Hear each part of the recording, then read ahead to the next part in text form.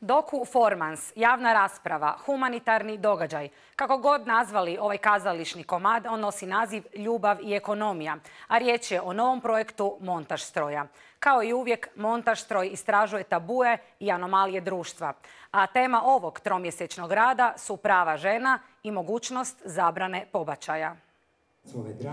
Cijeli je projekt neka vrsta povijesne čitanke. Metaforički prikladno začet je na mrežnoj stranici Cijankali, montažstroj.hr i slijedi 4 hashtaga slušaj, gledaj, dijeli, čitaj.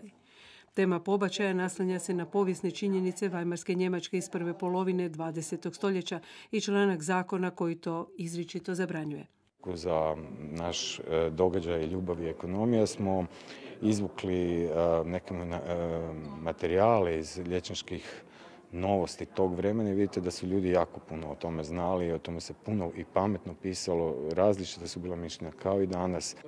Kroz priču mlade Hete i dramatično svjedočanstvo o trudnoći i pobačaju smrti shvaćamo da je tema jednako aktualna i danas.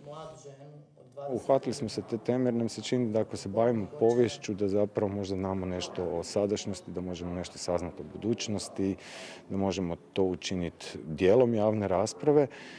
Ljubav i ekonomija završava raspravom u kojoj sudjeluje biblijska hermeneutičarka Jadranka Brnčić i doktorandica filozofije bioetičarka Marina Katinić. Montaž stroj i ovaj put temi pristupa drugačije i intrigantnije. Prihod od ulaznica ove predstave uplaćen je društvu za poboljšanje kvalitete života siromašne i nezbrinute djece Mali zmaj.